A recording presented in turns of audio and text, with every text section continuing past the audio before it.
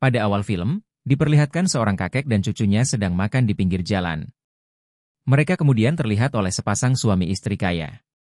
Malam harinya, pasangan tersebut melihat mereka tidur di jalan, sehingga keesokan harinya mereka memberi sisa spaghetti yang mereka miliki.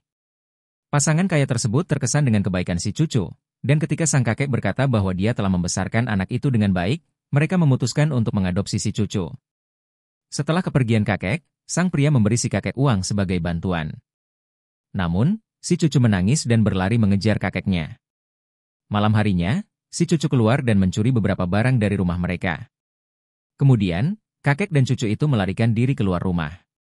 Keesokan paginya, mereka menjual barang-barang yang telah mereka curi kepada seorang pria bernama Taba.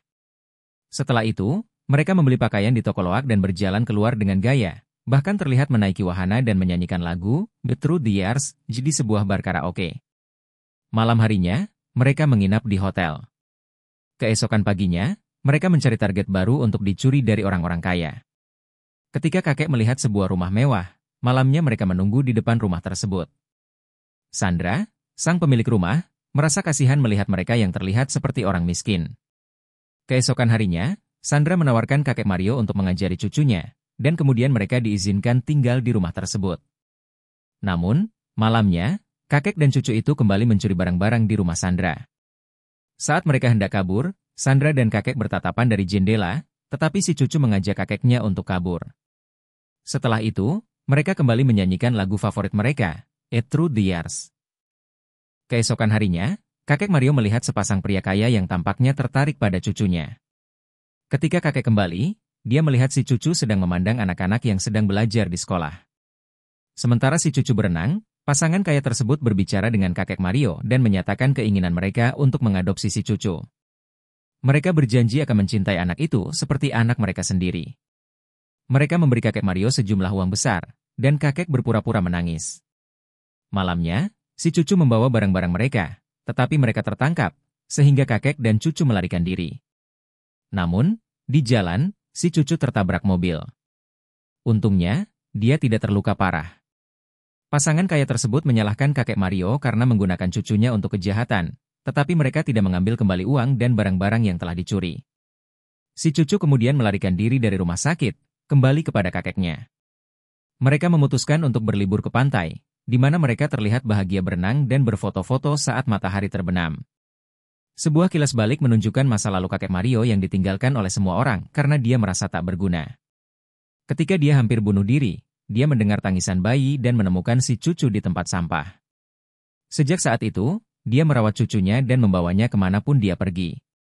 Saat kembali ke masa kini, kakek Mario mengatakan kepada cucunya bahwa dia sangat mencintainya. Tak lama kemudian, pasangan kaya kembali mengadopsi si cucu karena anak mereka meninggal karena kanker. Malam itu, si cucu mencuri barang-barang lagi, tetapi kakek Mario menasihatinya bahwa pasangan tersebut adalah orang baik dan dia akan memiliki masa depan yang lebih baik bersama mereka. Kakek Mario kemudian berpamitan dengan cucunya, dan si cucu menangis saat mengejar kakeknya. Meskipun merasa sedih, si cucu tetap melanjutkan hidupnya. Bertahun-tahun kemudian, si cucu yang sudah beranjak remaja terlihat turun dari van, berharap bisa melihat kakek Mario di gerbang. Keesokan harinya, ketika sedang makan, seorang pembantu memberitahu si cucu bahwa ada telepon dari rumah sakit. Si cucu bergegas ke rumah sakit, dan di sana mereka bertemu kembali dengan kakek Mario. Mereka berdua menangis, dan si cucu berjanji akan membawa kakeknya jalan-jalan. Kakek Mario dibawa ke rumah Taba dengan kursi roda. Kakek Mario memberikan uang 1.000 kepada Taba untuk sebuah kamera, dan kemudian mereka menyanyikan lagu favorit mereka lagi, A Truth The Years.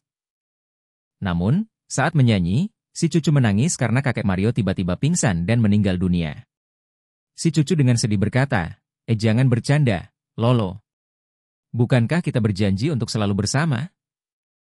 Ketika ambulans datang untuk membawa kakek Mario, si cucu melihat foto-foto dirinya yang selama ini diambil oleh kakeknya, termasuk saat ulang tahunnya dan saat dia lulus sekolah.